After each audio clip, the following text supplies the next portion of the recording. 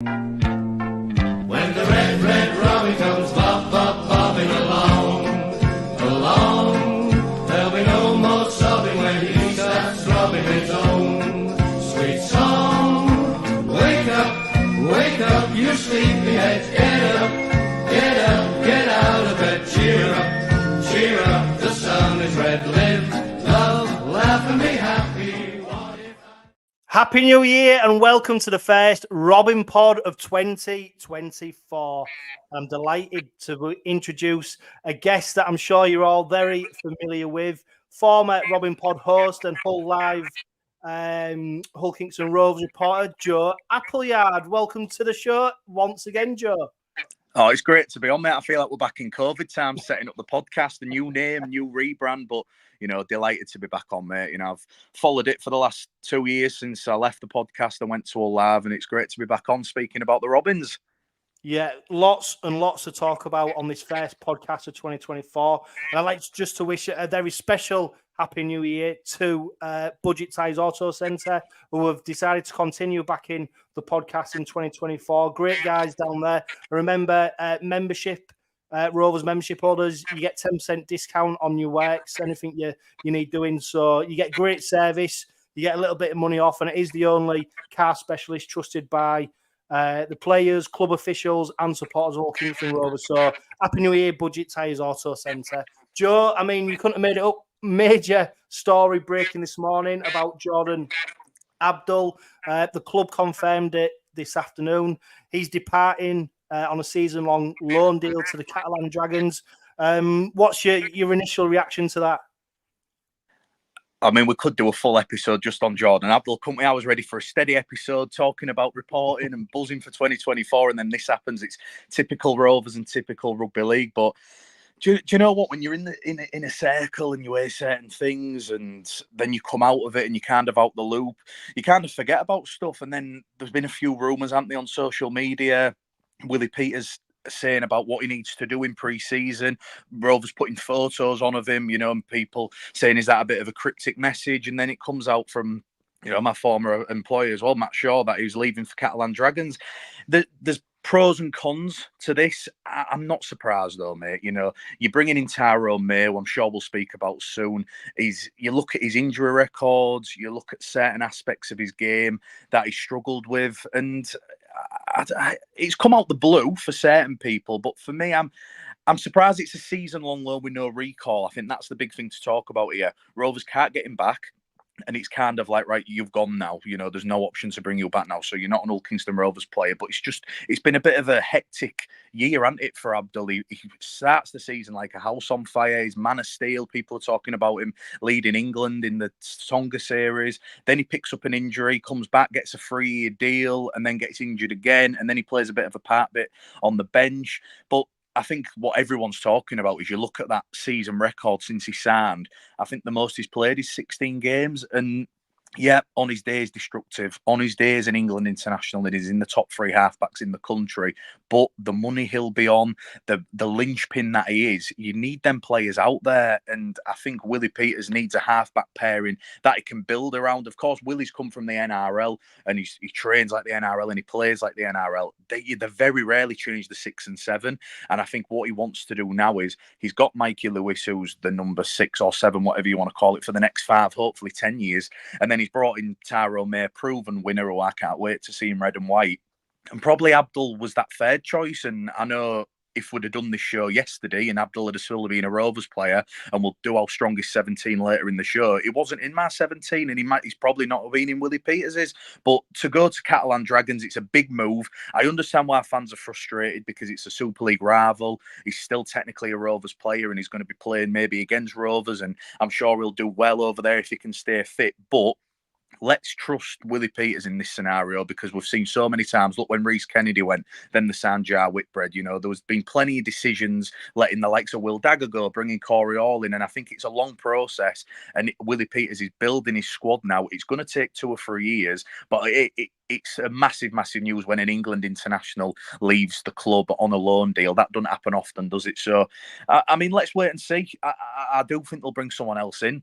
like I'm not in the inner circle anymore, so people don't start speculating thinking they're going to sign a halfback just because I've said I think they might. But I hope they do. I think they need the fair choice now because, of course, Rowan Milnes has gone to Cass. Young Jack Pottery was released from his contract. He's gone to York. So they are very light in the halfback area. Of course, people can shuffle about. I've seen people talking about 𝗀𝗲𝗏, but for me, Jez is an out-and-out nan, and I think it proved earlier in the season he did a good job, but it's putting people in the wrong positions in it. So let's wait and see. But yeah, it's a really strange one. He's a bit of an enigma into Jordan Abdull. On his day is amazing, but you just don't get enough out of him. And you never know, he could go to Catalan, have a new lease of life, come back and be in red and white again. But for me personally at the moment, I just can't see a way he pulls on a red and white shirt again.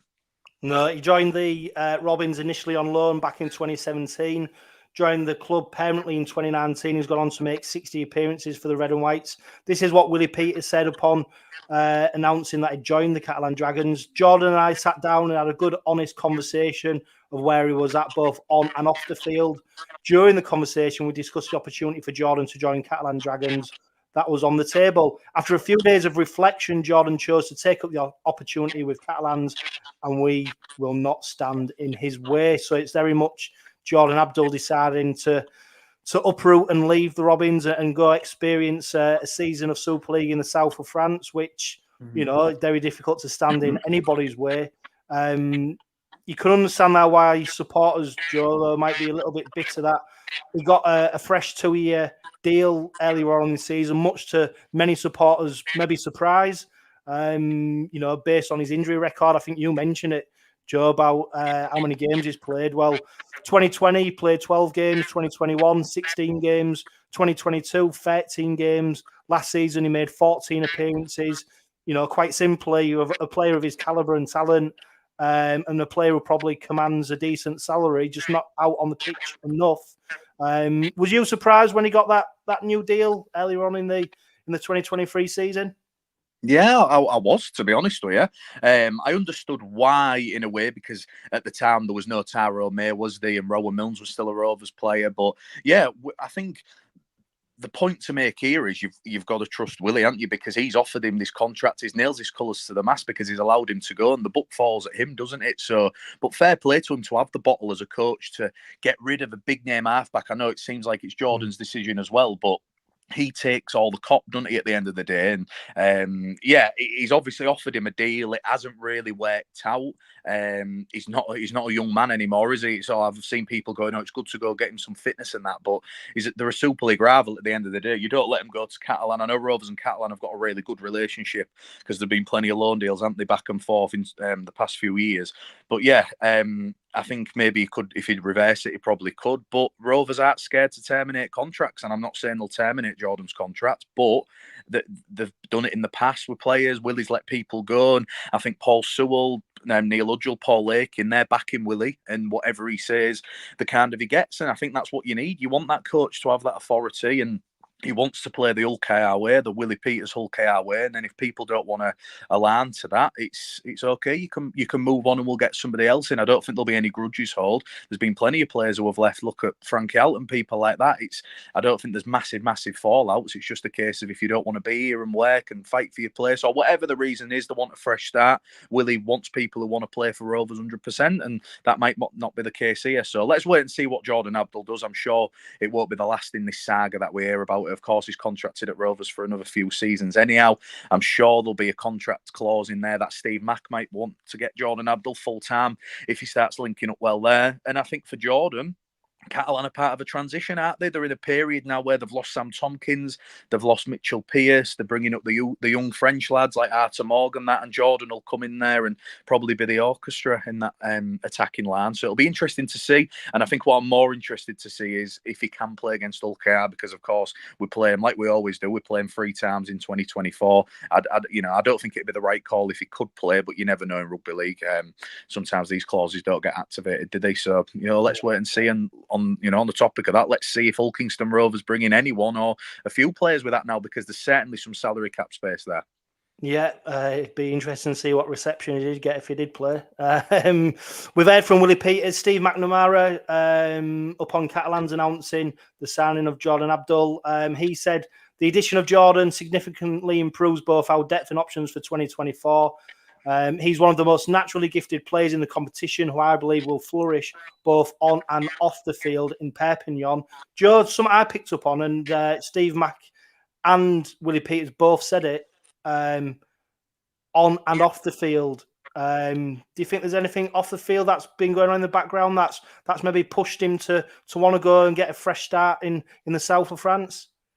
Oh, possibly. You hear rumours and that, don't you? But I don't think we're in a position to speculate and say what A, B, and C's happened and that. I think there's stuff in everyone's personal lives, isn't there? You can probably reel off every Super League player, and they're all going through difficult stuff. But I don't know. I think there's probably 1,000 things that's contributed to this, and ultimately at the end of the day he's gone for a fresh challenge and Rovers aren't begrudging him. So I think you look at the here and now, he is a Rovers player, isn't he? But he's not, and we've got to kind of move away from it. You can't dwell on it too much. You look at the halfback pairing that we're probably going to have, really exciting. They've had time to gel. You know, Tyrone May's coming in and Mikey Lewis, and I just think Mikey's getting better and better. And he's the future and the current of this Hull Kingston Rovers side. And I think Tyrone, people who were speculating he was going to play all over the park, I think after today's departure, you know, he's going to be that number 6, don't you? So I do think Rovers need to bring in somebody else, though. Now, I'm not, you know, they're not going to break the bank, and they haven't got any quota players, of course. There's not many people on the market. They've got a dual reg with Featherstone. Did they use that option? I know they've got a few halfbacks there. Did they just use them if they want them? Willie's got plenty of options, but I do think just depth-wise as well, I count it. Obviously, you've got the young lads as well, but you look at recognised players, probably about 27 now.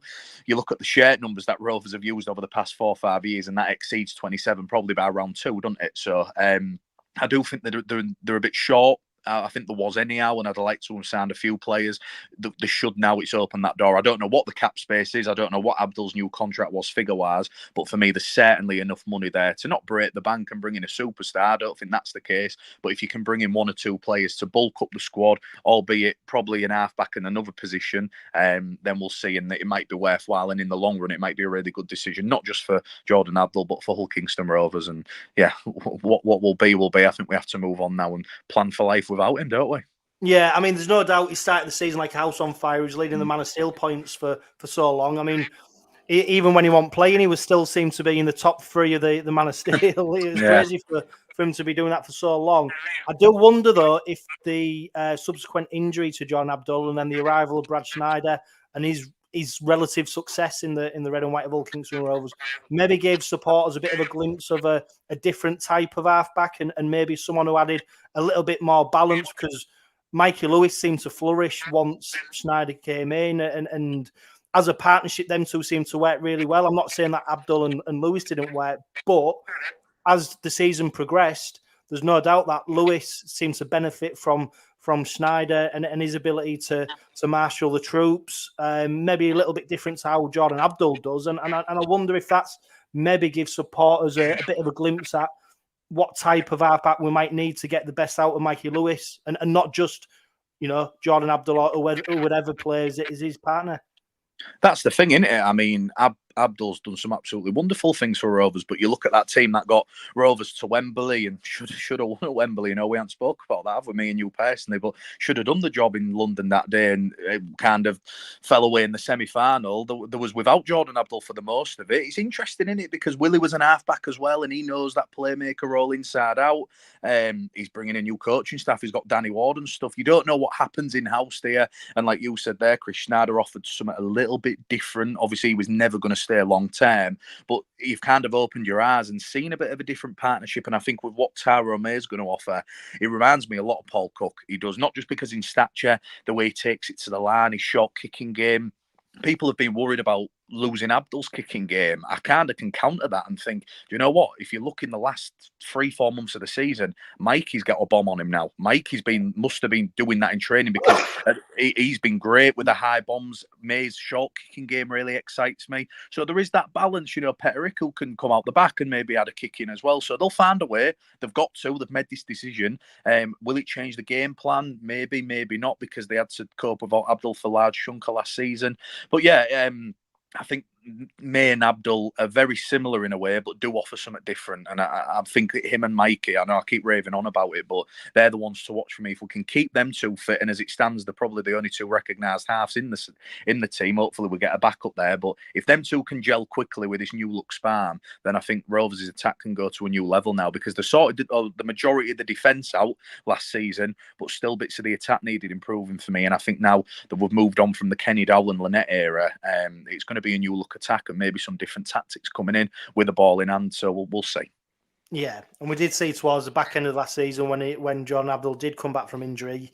For me, sort of looked a little bit lost. He didn't, Willie couldn't quite find a position for him, and obviously he got him out on the pitch, and he had that that chaos factor where he could almost make anything happen, but he didn't look fit. He didn't look fit when he was playing, and it was almost not desperation, but it was almost like trying to get all your best players out on the pitch at the same time and see what can happen.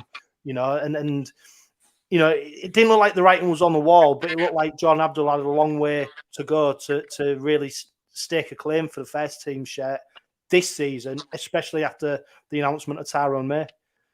I think barring that little 20-minute spell at Huddersfield, won it when he came on and did two, scored a try, got an assist, and it was like, right, Jordan Abdull's back. And then after that, he struggled for minutes, didn't he? I think because of the injuries to obviously 𝗀𝗂𝗃𝗃 𝗏𝗂, Dean Hadley picked up a few HIAs at the back end of the year, didn't he, as well? So he was kind of playing Abbo on the bench and bringing him on as a loose man and moving Minnie to the prop role.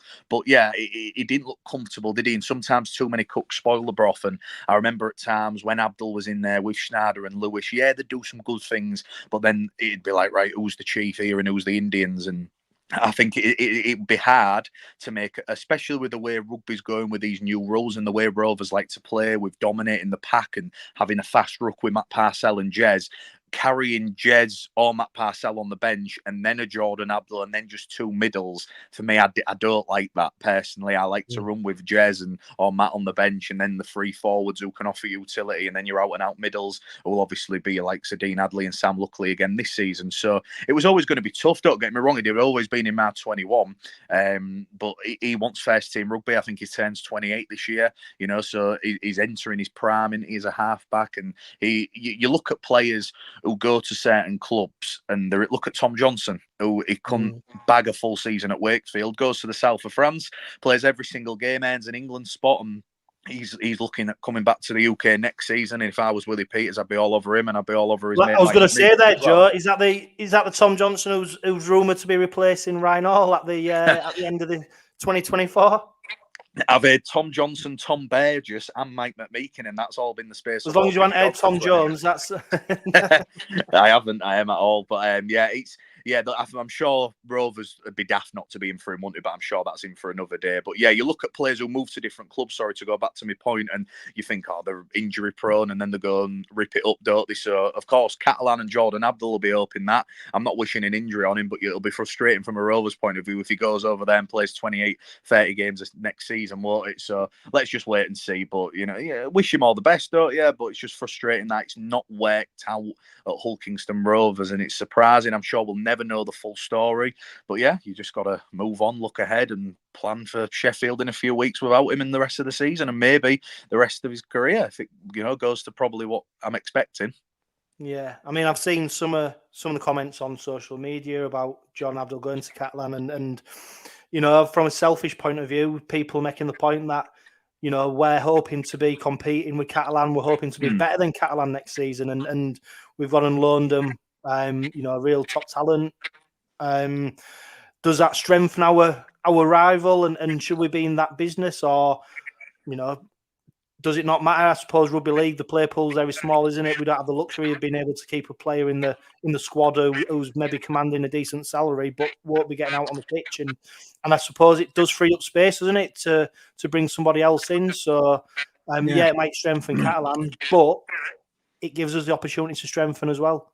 Of course it does. You look at last year when Rovers announced their squad numbers, and then you look who that team was at the back end of the year, and you look at the players who came in, even for one game, the like of, what was his name, 𝗬𝗂𝗓𝗂𝗓 and people like that. You'd have never expected them lot to sign for Rovers, would you? So it'll probably be the same again. Rovers kind of, and Willie's built up, hasn't over there? Every single month he's kind of been brought someone in or got rid of someone, kind of planning his perfect team, and it's going to take time, and some people are going to get cut and some big names are going to get cut. We look at when Frankie Alton got rid, everyone was calling Willie and saying, what's he doing? He doesn't know what he's doing. And then, you know, Frankie goes and doesn't have the best season at Leigh, and you kind of move on, don't you? And rugby is a bit of a fickle game. You'll be Jordan Abdull's biggest fan, and then in a few weeks' time, we're all wearing 𝗕𝗂𝗓𝗏 shirts and thinking about the future halfback combination. So let's just see. I'm sure Rovers have got some names that they want. You know, Matt Shaw's put an article today, and he's saying they're back in the market. Who that will be with no quota players and limited resources over here to get, will be interesting. But again, Rovers aren't afraid to splash the cash, if you want to call it. They'll bar people out of their contracts if they probably want. You know, they've got the money to, haven't they? So if they want to be up there and they want to be this team that's competing for trophies, I do think they need a little bit more depth because, of course, the injury record at Craven Park isn't the best. But yeah, it's been a surprising day, a big day of obviously news and things like that. But it'll probably be yesterday's chip paper tomorrow, and we'll move on, and there'll be another story and another rumour and another link like there is in rugby league. It's just the beauty of January when you're leading into pre-season in the game. Something always chaotic happens, and just a shame that it's all Kingston Rovers this time.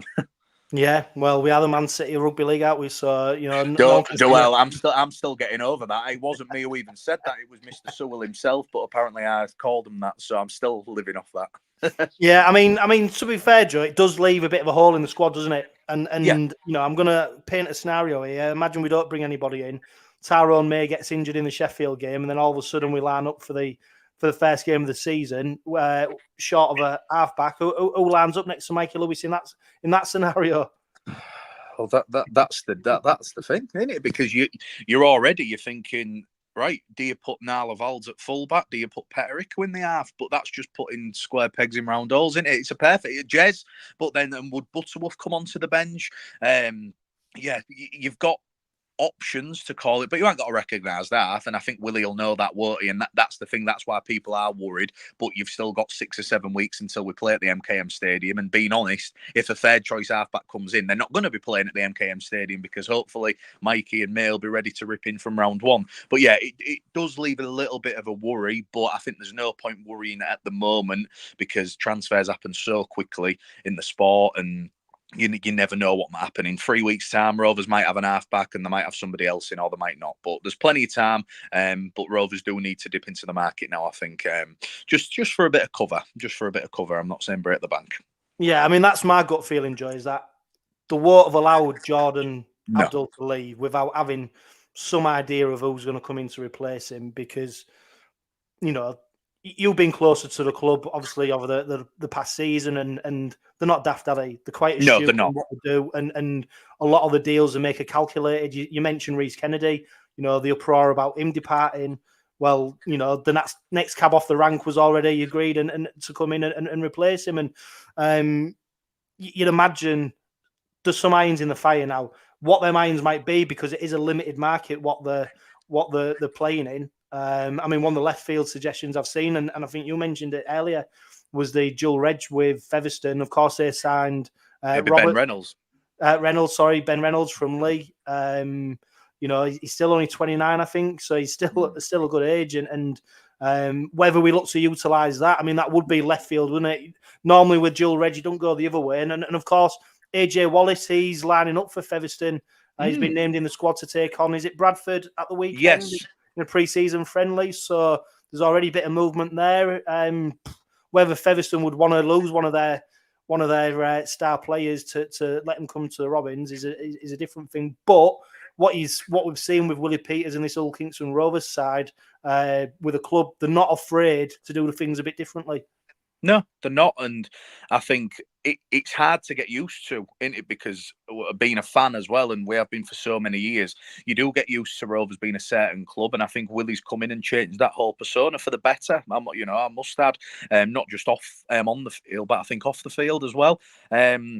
And yeah, they're not afraid. They're not afraid to make these big calls. The like being in the limelight. That people like talking about them, don't they? And I think there's a reason why, because people are kind of standing up and taking note of Rovers now. I know they've been gradually building on the field, but I think the most impressive thing is what's happening off the field, and what will happen in the next, hopefully 5-10 years off the field. They want to become a top 4 club regularly, and they want to start lifting trophies. But it's the business that they're doing, and it's the partnerships that they're making, bringing in this power board. I think it's a stroke of genius. The likes of James McNichol, Kilburn, Sewell, you name it. You know, these are all powerheads of the business world, and eventually I do think that'll pay off for the Robins. And yeah, Willie's got the full backing of them, and as we go back to and we reiterate too, let's just wait and see what Willie's got in store, because he's not afraid to let people go, and he's not afraid to spend the money and bring people in. And sometimes they are left field calls, but most times, I know he's only been in charge a year, and you know, he's got a few years left on his contract still, but his first year was a success, and most of the decisions he made went well. So hopefully that can continue, and whoever he brings in fits the mould. And of course, we haven't even mentioned it. They mentioned there was the rugby union talk as well, weren't they? So I don't think it'll be 𝗲𝗂𝗏𝗏 or anybody like that if it is a rugby union player, but that'll be a left field call, because they've got to change code and learn all the new rules and the ruck and everything like that. But the Rovers are interested in that market, and it's been interesting because I know Willie's been, he mentioned it to one of my last interviews with him. He mentioned about going to different sports and different organisations and learning the trade of other managers and coaches. And I know he was with a few rugby union clubs as well, so they made contacts all over, and he's of course brought in what's his name from South Sydney, is it Brian Store, something like that? Yeah, well, it's not been officially announced yet, has it? But he has on his LinkedIn. I saw on his LinkedIn. Yeah. So Brian Store, he's what, football manager now at Rovers, coming over from the Rabbitohs. I think his brother of what's his name? The stadium manager. Some managers, yeah. Yeah.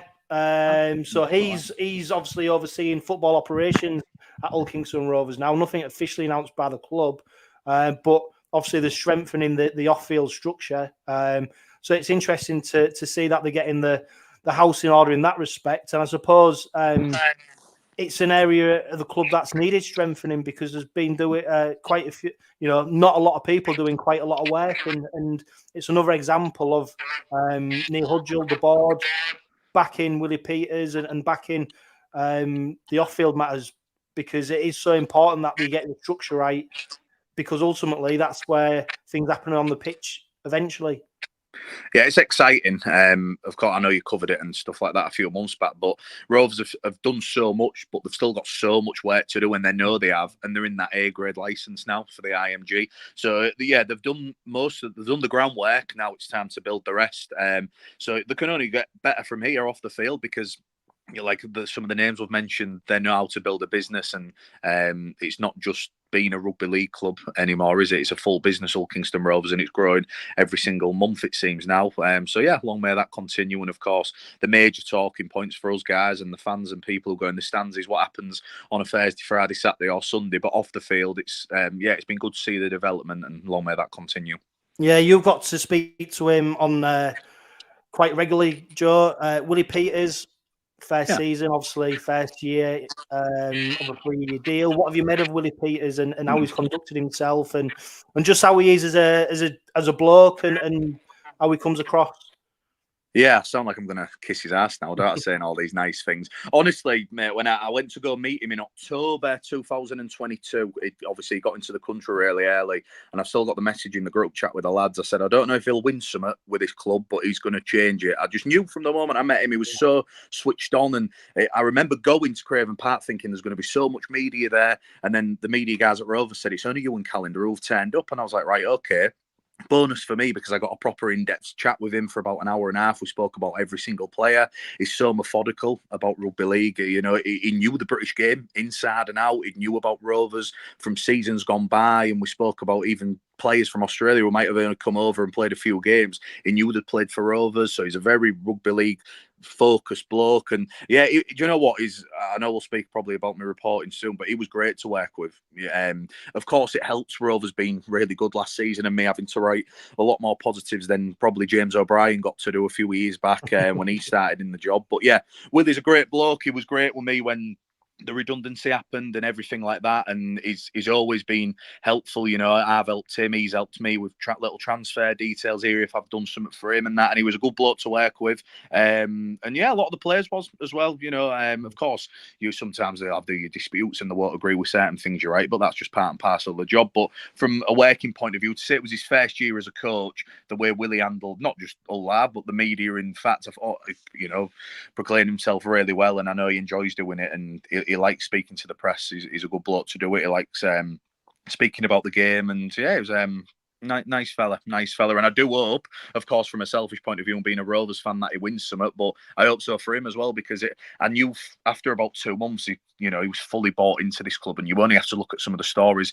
that have gone out on loads of outlets that he spent Christmas over here, he loves Hull, he loves Rovers, and I think his whole family do and his kids do as well, and I think that helps as well, because he's trying to build that culture of people who are coming over, living near Hull, living in the city. He wants to build that one club feel from the roots right up to the top, and he's the head of that, isn't he? So he needs to be happy, and I know he is, and he was a good bloke to work with.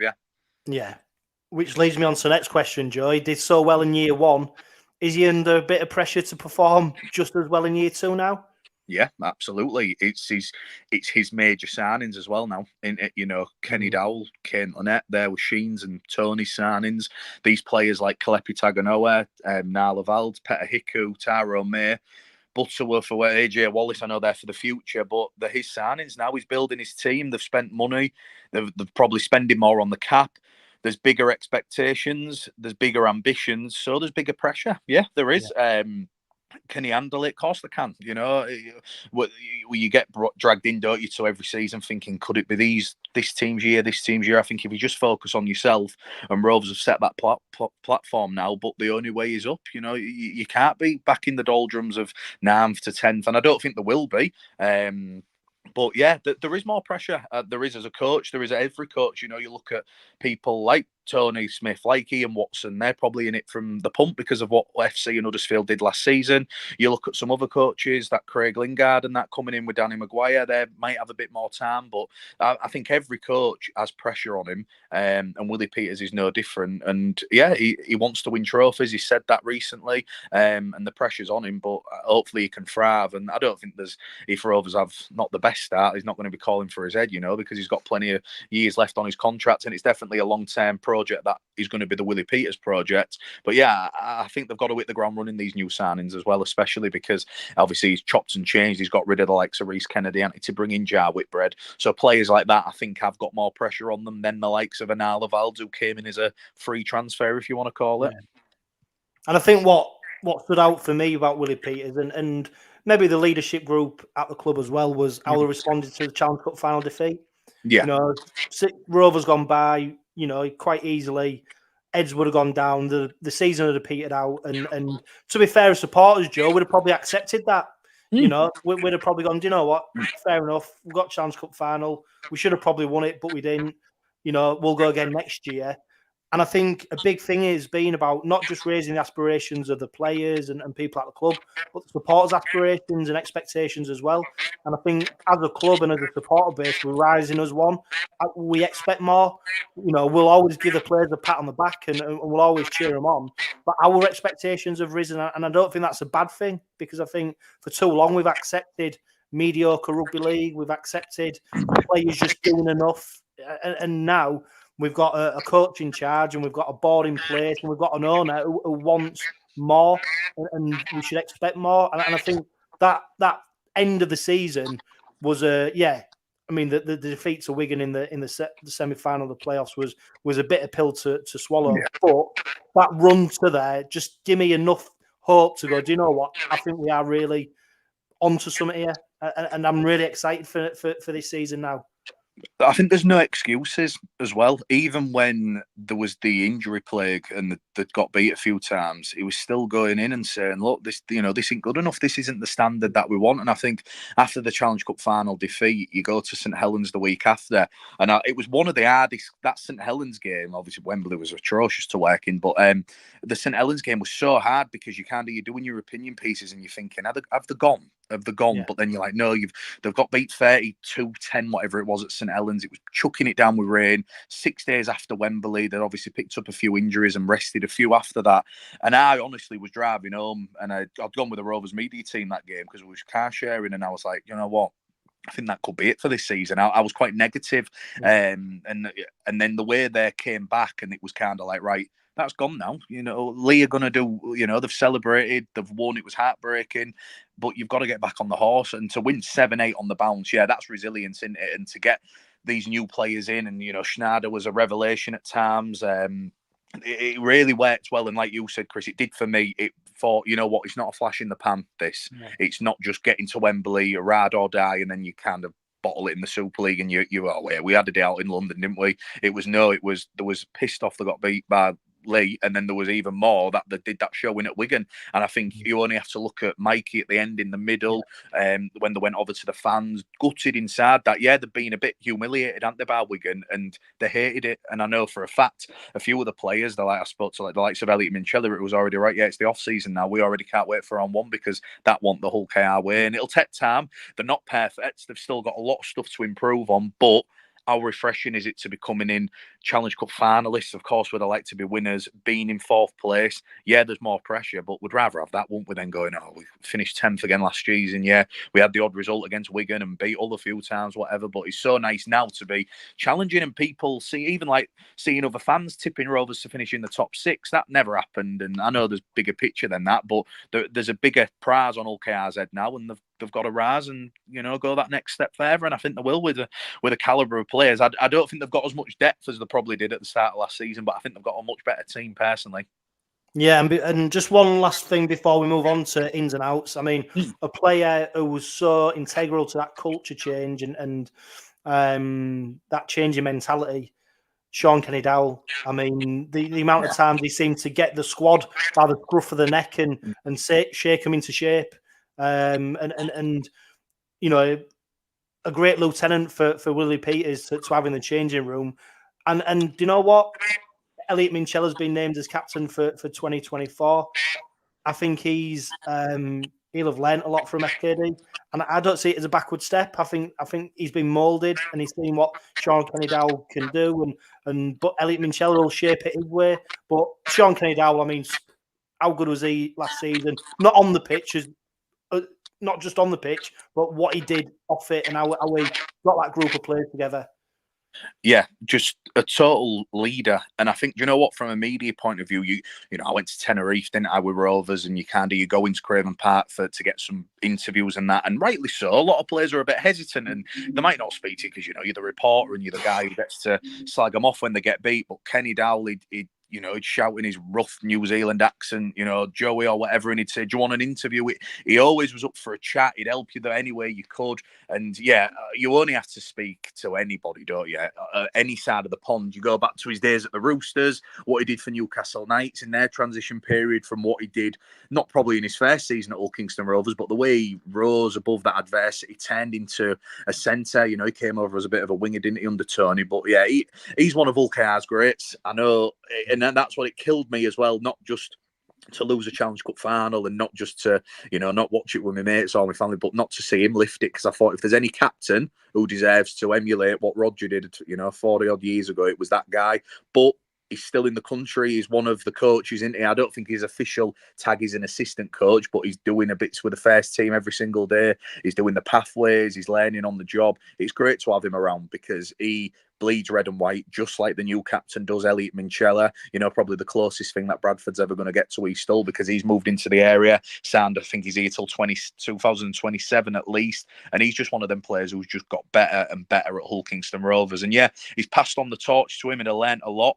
And there'll be big expectations to 𝗬𝗓𝗏𝗏𝗀𝗏 now. But I think he proved last year, didn't he? He's just key to this Hull Kingston Rovers side. And you go back to Jordan Abdull, if maybe we didn't have a 13 like 𝗬𝗓𝗏𝗏𝗀𝗏, could he have moved into that role? And he started that loose forward, didn't he?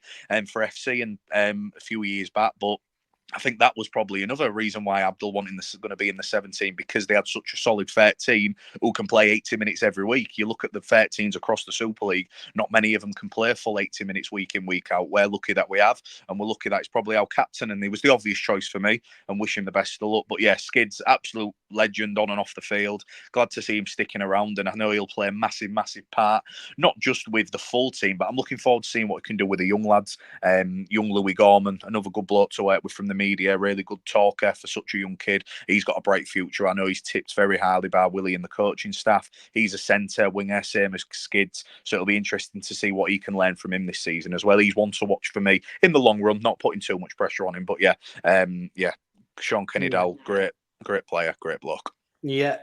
Ins and outs, Joe. I mean, outs, Jack Walker, Reece Kennedy, Sam Wood, Louis Johnson, Ethan Ryan, Rowan Milnes, Jimmy Kynehorst, Brad Schneider, obviously, he departed. Sean Kennedy-Dowell, Kane Lynette, both retired.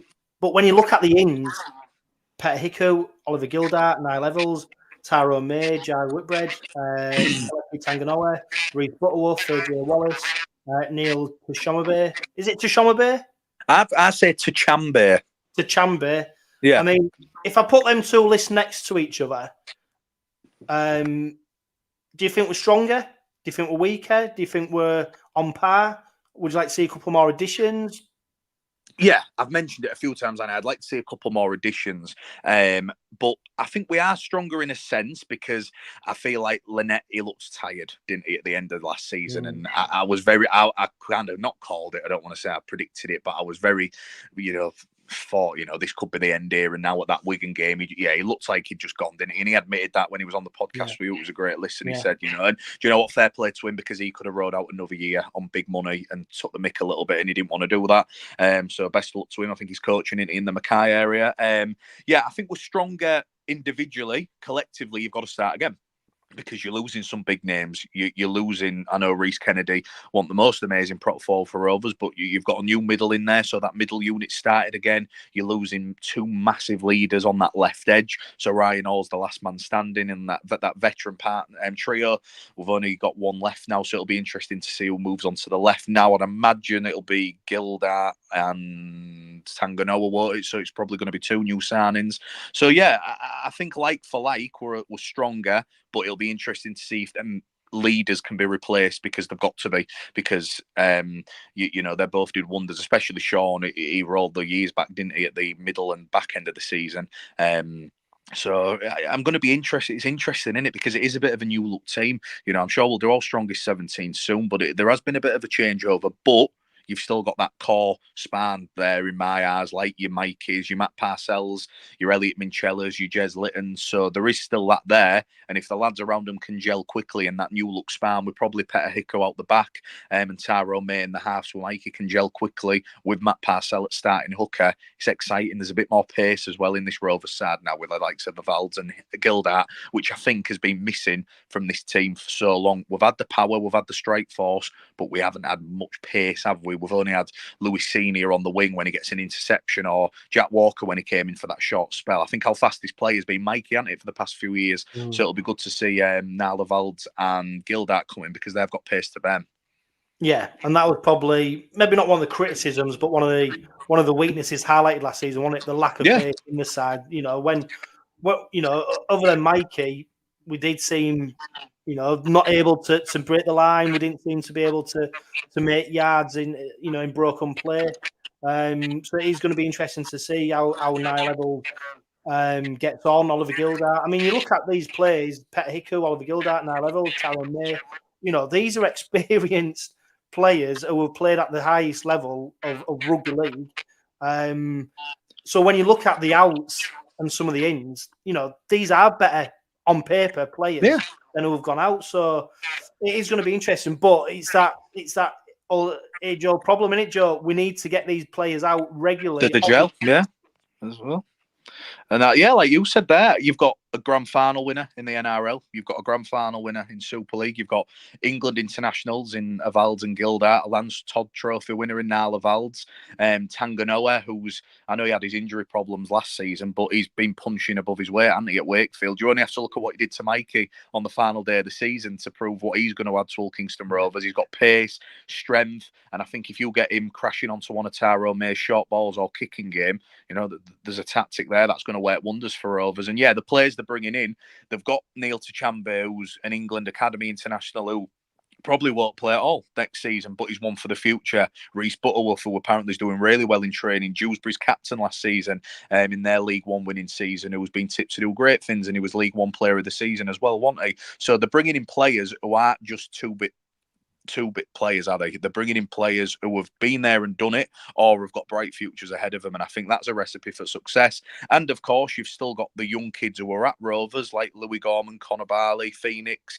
and I think Zach Fishwick, you know, by standards last season, probably wasn't where he needed to be. Didn't play at all for the first team. You look at some of the photos Rovers have been putting on recently. Looks like he shed a lot of weight. Again, not going to be in the starting 17, but he'll probably go out to Fev. I'd like to see him go to Featherstone, Zach, get some game time under his belt, same as Louis Gorman. So they've got a good mix, Rovers, but they do need one or two more players just to cover certain areas. I think if I was Willie, I'd get a fair choice halfback. I'd go for a winger. There's not many on the market. Is the Joe Bear just springs to mind, but you don't know what the disciplinary reasoning for him leaving Salford was, and I don't even think it's been announced by Salford yet. But obviously Joe Bear just probably is on the market, and then barring that, you're scraping the barrel, aren't you, a bit? And I know that's what Willie won't want to do. We won't just want to see the first man available and go, come on, we'll just get him in. It's got to be the right fit. It's got to be the right player. They've got to want to graft. They've got to want to play the 𝗀𝗂𝗏𝗏𝗏 way, and they've got to want to win trophies as well. And sometimes they're hard to find. But you know, I'm happy with the squad as such.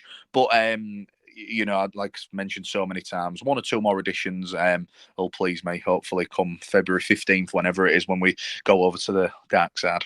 Yeah. I mean, I suppose that the thing is that there is no need to panic right now. We saw it last season. No. Transfers were happening February, March, April. You know, deals were being made, players were in and out. So I think the Willie Peters and the guys at Kingston Rovers will play a bit of a longer game on this, unless they have already got somebody lined up as a ready-made replacement for Jordan. But, you know, I think they deliberately kept some space on the salary cap to give them that room to manoeuvre if and when they needed to.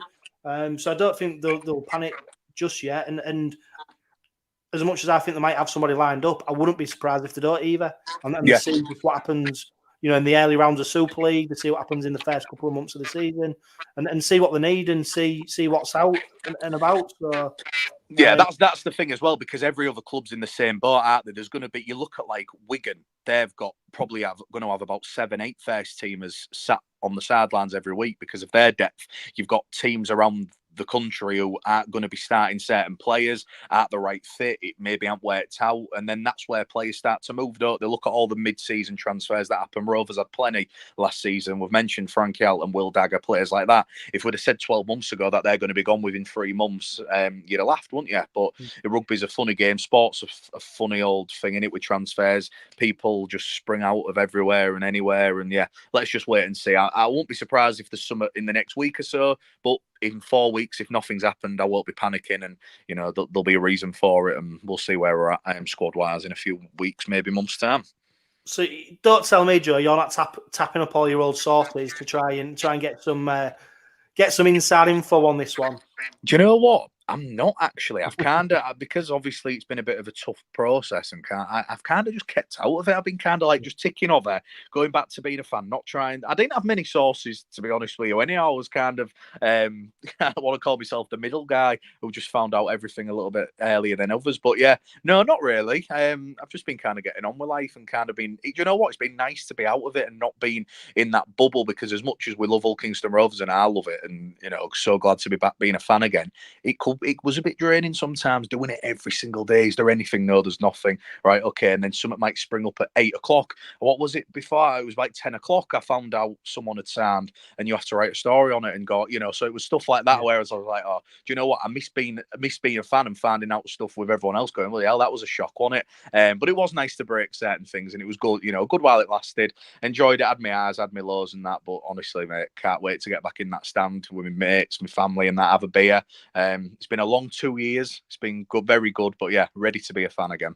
Yeah, and I suppose, obviously, maybe didn't pan out the way you wanted it to, but it must have been good to get that insight and that inside knowledge in the club, and to be close to the coaching staff and the players, to see what supporters don't always see. You privileged position to be able to see, get access and see reactions and raw emotion and see the things that we don't always see. So it must have been a bittersweet for you sometimes.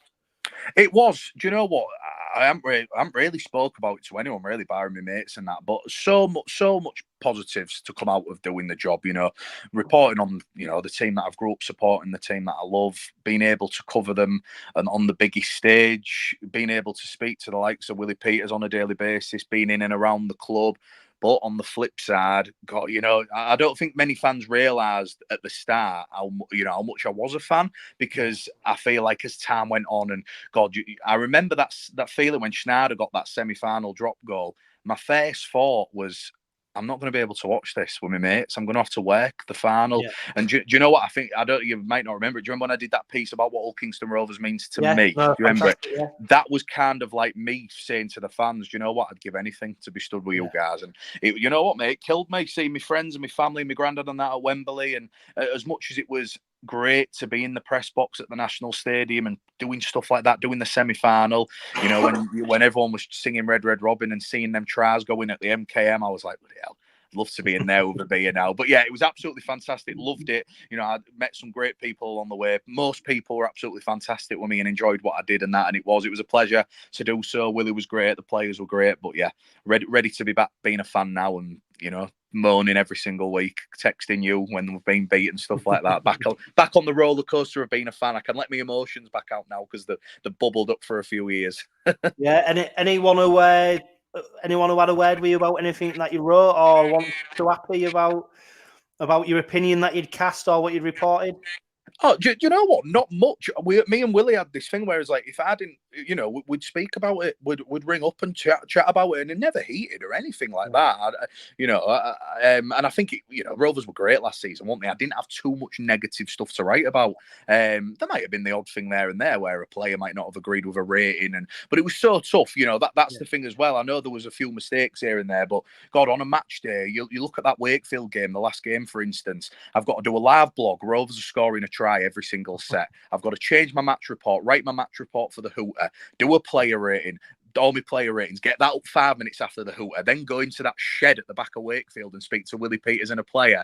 I'd put 5 stories up within half an hour, so you kind of can't soak it in, and you don't realise until you watch the highlights after the game, I've given 𝗵𝗂𝗏 a 7 there, and I should have given him an 8, and it kind of frustrated me sometimes when you get messages saying, have you given this out? And I was like, look, it's just my opinion at the end of the day. I'm watching it from a different angle and things like that. So there were all the negatives. Yeah. But yeah, I didn't have too many disagreements. Maybe when there was a bit of a bad patch, maybe a player or two might have not liked what I wrote, but that just comes with the territory. It's nothing personal. I'm sure hopefully, it gets resolved, and Rovers should have a reporter for Hull Live because they're a massive club, and FC should as well, because it contributes so much to the city, and I do hope it gets resolved, and I hope someone gets to follow what I did, and it'll continue because it's a big part of the publicity of what Rovers and Hull get.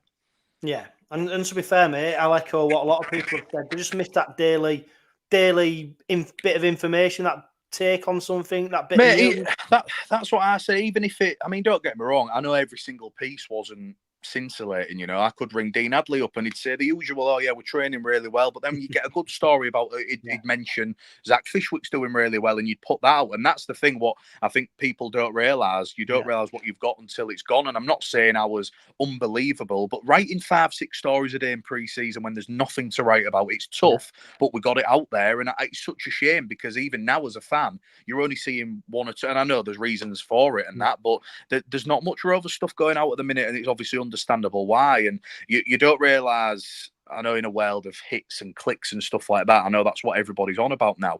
But you don't realise how much you Rovers got, like click-wise and stuff like that. It was huge, and they're a massive, massive club, and rugby in Hull is absolutely huge, and it deserves as much publicity as it does. And I do hope it continues. You know, I hope someone gets to cover Hull and Rovers, whoever that may be. So let's just wait and see. But yeah, I know a lot. Even it was nice to get some messages from the players as well, and Willie saying they're disappointed because they love the coverage and that. So that was a nice way to end. And yeah, enjoyed the ride, and not glad it's over as such, but I think come that first game when I'm in the North Stand with all the Rovers fans at the derby, I think that'll be when it hits me and goes, you know what, I'm so glad I'm back as a fan. What, 10 pants deep? Hopefully, yeah, probably 20. I'll be that nervous because I didn't get nervous. That's the thing as well. You lose that. Yeah. The only time I kind of felt that emotion as a fan was the derby win, was the derby defeat, and was the semi and the final. But barring that, I mean, even when they would like beat Wigan at home and Saints at home, your first port of call is right. I've got to write a match report about this, so you do lose that. Like I remember, I think they scored in the last minute against Saints, didn't they, to extend the lead, and I was like, God, I've got to go change my match report now. That's the first thing you're thinking. Whereas I'm not thinking we've scored and we've beat the world champions. So that's what I'm looking forward to getting back to now. You know, knowing Marlock, they'll be absolutely rubbish again next year, won't they? Case of Joe Appleyard. Exactly. Then I'll just I'll go into the shadows forever. Before we get your strongest 17 for next season, Joe, what you going to be on to in 2024? Are you staying in the media or?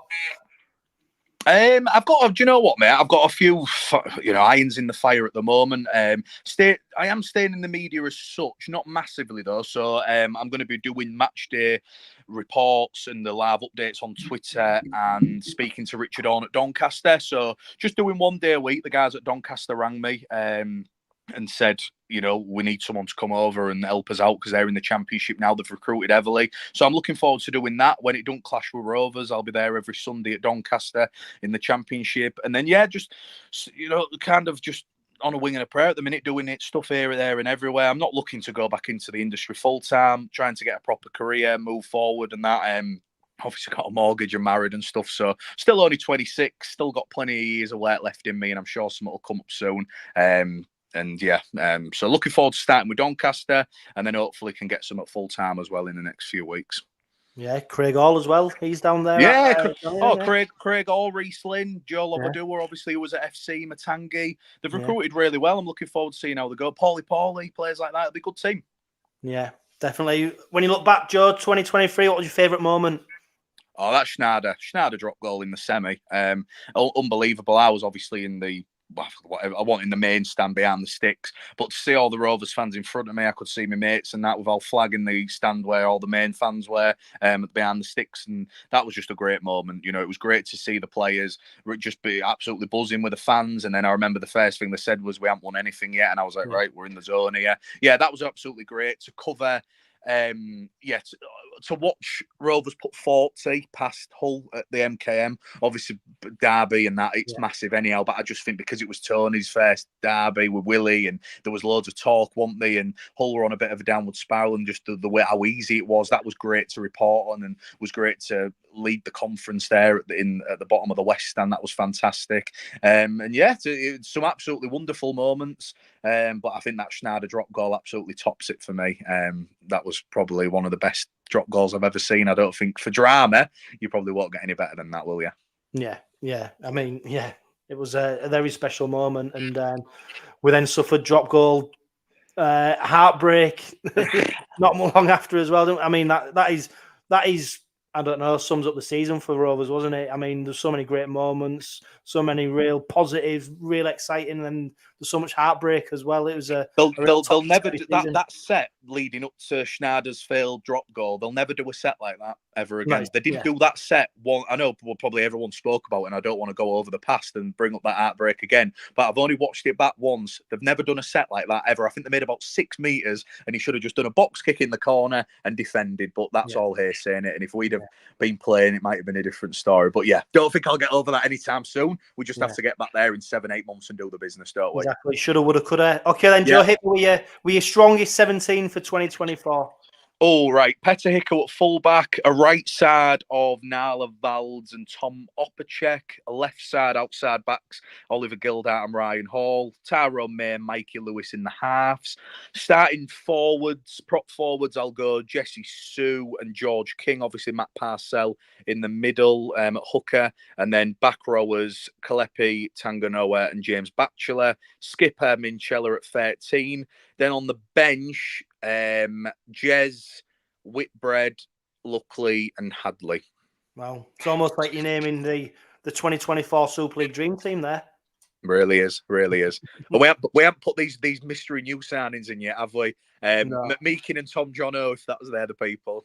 Yeah. Well, the rumour mill will be in full swing, won't it? I mean, you can't argue with that lineup, can you? And what you would say, it's a big year for some of the players, not new recruits, but the players who were here last season, not least the ones who are out of contract. We don't know what's going to happen with Ryan Hall, whether he's going to go another season.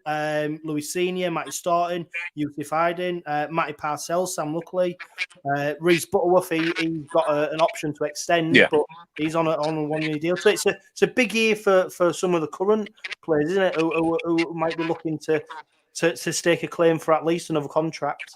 I am, yeah. There's Matty Staunton there as well, and by all accounts, he's ripping it up in training. You know, really doing really well. So he'll be pushing as well. So it'd probably be between that Luckley, Hadley, and Staunton in it for that. Them two, you know, only two can fit in there, and probably the other will be 18th man. Yeah, I think if Luckley and Staunton have a good start, you know, in the first 3-4 months, I'd definitely be extending them. British props don't come around often that they can compete at Super League level for a long time. So I'd be tying them down. I honestly think Ryan Hall and Matt Parcell will be down to what they want to do.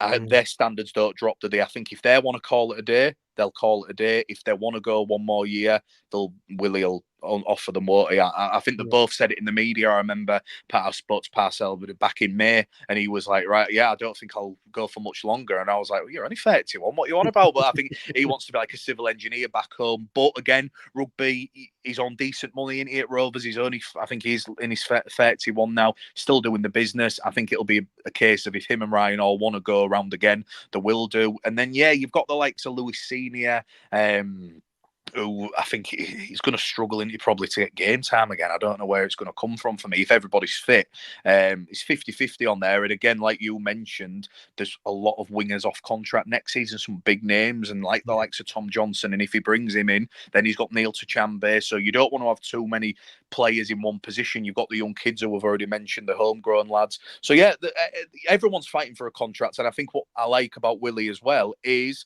he's not afraid to offer big contracts to the players who are off contracts, the likes of James Batchelor, you know, Jez, Mikey. He's keeping the young quality players here for a long time, and that base of Hull Kingston Rovers is here for the foreseeable future, isn't it? So that's a bonus. Won't be surprised to see other players who are still on contracts getting new deals. Buzzing that Tom 𝗂𝗃𝗃's agreed to stay until the end of 2025. I think he's very underrated. I know when he signed, people thought, you know, he's going to be scoring 30 tries a season and he's going to be absolutely amazing. But the way he shored up that defence, I know they conceded a few lacklustre tries at certain times, but that's rugby league for you. I think he'll grow better now he's secured his future. And yeah, the likes of James Batchelor settled in now. He was outstanding. Obviously suffered a really bad head knock, didn't he, at Magic? Came back. I think he'll grow from strength to strength. Another one who could have been captain. And yeah, I'm looking forward to seeing the new lads. 𝗂𝗃𝗃𝗃𝗃, I know if he can stay fit, he's the one for me. I've loved him at Wakefield. I've always thought he was a big fish in a pond that was getting smaller and smaller, wasn't it? And yeah, really exciting. It's that time now, isn't it, where pre-seasons, the games aren't far away. Rovers are going to Tenerife soon. Stuff's happening on and off the field, and you get that bug back, don't you? And I think it helps the fact that the derby's the first game of the season. I think that's a perfect shout, and already looking forward to that one. Yeah, and then finally, Joe, not just on the pitch where we've had ins and outs in the coaching setup as well. Danny Maguire has departed to join Cass. Craig Linyard over at Cassie joining as their assistant, and former Robin Danny Ward coming in. I mean, great caliber, isn't he? He's got great experience as head coach. A lot of supporters frustrated when Danny Maguire, not quite sure why he departed or how it came about, but when you look at the replacement, I mean, it's a good bit of business. It is, and do you know what? I've been asked by so many people, what was it when the Maguire saga was going on? What's happening? What's happening? Honestly, one of the only things that I know you should do as a journalist, but I knew it was all in-house. I wasn't going to get much. Kind of just backed away and just let the club do the thing. There was more important things for me to be focusing on, obviously, with the game and with the semi-final coming up. So it was a shame. You know, Danny was great to work with. When Tony got sacked, and me, it was literally just me, James O'Brien, covering Rovers for that last 7-8 games of 2022. Magsy was great. He was a really nice bloke to work with. Loved all Kingston Rovers. Probably didn't want to leave, you know. We'll never know the full story. But like we've spoke about so many times, Willie will get rid of a big name, and then you know a big name's going to be coming in. Danny Ward, he's a great coach. Didn't speak to him because obviously when he'd signed, it was time for me to leave my post. But apparently he's been great with his knowledge. You know, there was a reason why he did what he did with London. He's been really good down south in rugby union, and he was going to stay as the CAS job. It's interesting that obviously he turned down the CAS head coach role, came to Rovers. Maguire got turned down the head coach role, went as their assistant, and Lingard's coming. It was strange few weeks, wasn't it, at Weldon Road and Craven Park. But yeah, and then there's the likes of Reece Lovegrove's coming at me as well with the academy. So they've brought in, it's a bit of a new, fresh coaching staff in it as well. Sean Kenny-Dal fits into that bracket. Then you've got the mainstays there, like Dave Hodgson, who's been there nearly like 11 years now as a coach. Even when I was in the academy in 2015, he was our coach then, so he's been in the backroom staff for donkey's years now. Not as much as Bonesy, but that'll take some beating. But yeah, so it's exciting times. This is Willie Peters' second year, so there's more pressure. We've spoke about it, but this is his coaching staff now. This is his playing squad. So yeah, best of luck to him, and I think that there's some promise there for Rovers. Will it be as exciting as that roller coaster we had last season? Hopefully, and hopefully we can get a little bit higher. But yeah, it's going to be a great Super League as well. You know, I know we say it every season, but there's some good teams, and I also think there's some very poor teams as well. And Rovers don't fit into that bracket for me, so there's no reason why they can't get to the latter stages. Hopefully the final, and hopefully win it in the Challenge Cup. And I think playoffs is a bit of a must. Personally, I think if you want to be one of the big boys, you've got to perform like one of the big boys now, aren't you? Yeah, definitely. And pre-season is well underway now. We've hit January.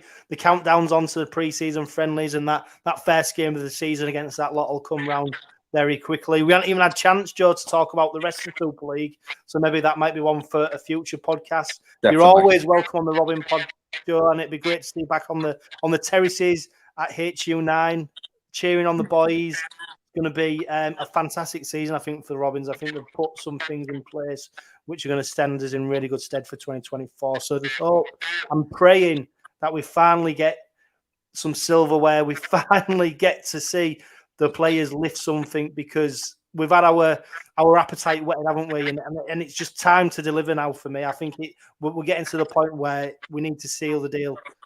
Yeah, I agree. I think if we can't, I don't want to be negative here, but in my opinion, the way they've got built the foundations, the coaching staff, the board, what the plans for what they want to do with the club, the team, everything. If they can't do anything in this era, this next 5-10 years, whatever it's going to be, hopefully this Willie Peters era happens for a long time, then I can't see when it's ever going to happen. You know, to be glass half full, but I just think seeing it from the inner sanctum, what they're doing and what they want and the standards they're setting, this is the time now. But it's so tough, of course, and it's not like football where you can go for 6-7 trophies in a season. Not many people bother about the League Leaders Shield, so you've got that game at Wembley and that game at Old Trafford to lift it, haven't you? But can this team do it? Of course they can. They've got bigger prize on their head, like we've said, but I think that'll bring the best out of them. They like adversity, they like to be written off, they like to be challenged, and I think there will be a lot. And yeah, roll on the season now. Great that everything's going to be on telly, as much rugby as we want. That's what we've been dying out for. Going to be great with NRL starting again soon. It's best time of the year.